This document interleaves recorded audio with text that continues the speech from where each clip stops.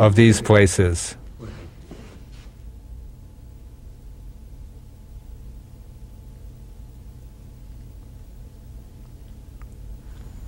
Now we will start with Shomenuchi Shihonage. Naturally, there is also a big difference between our way of practicing Shomenuchi Shihonage and the way it is generally done.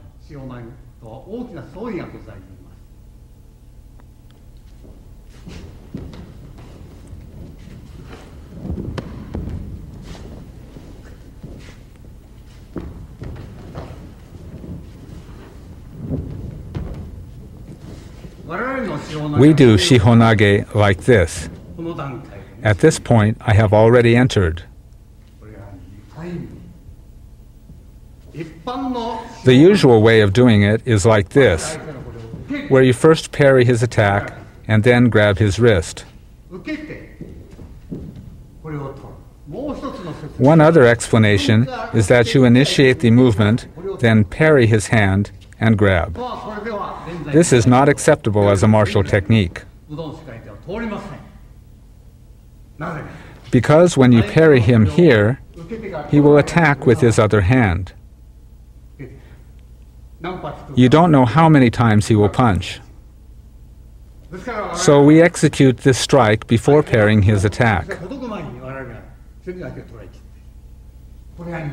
Then this is our second strike. This is the way we practice Shihonage. We deal with the attack using a ki-no-nagare movement.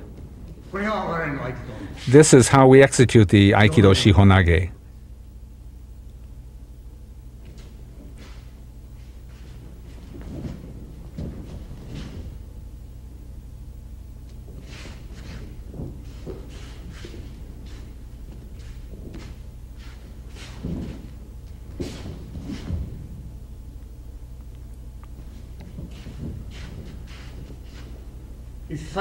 We absolutely do not touch the opponent's ken.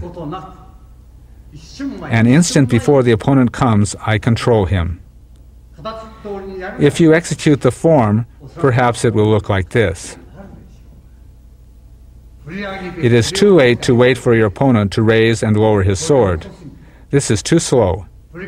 You have to have already controlled your opponent when he raises his sword. The range of movement of the sword is up to here. The sword becomes a weapon for killing when it comes down. That is the situation. In our way of performing the technique, the encounter is already over when the opponent raises his sword. So this is how we enter. This is how we move. Entering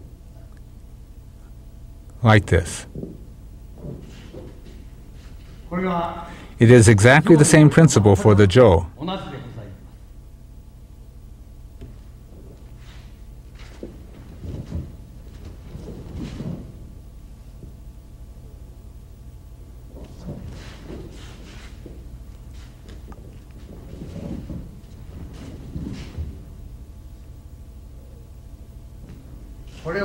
Since this is a Jo, there is no blade. It is not capable of cutting. So as soon as he attacks, we enter to strike the jaw. We strike the jaw. Then we strike the knee. Then here. He raises his ken. We strike his jaw, then his knee, and the side of the head. This is the technique.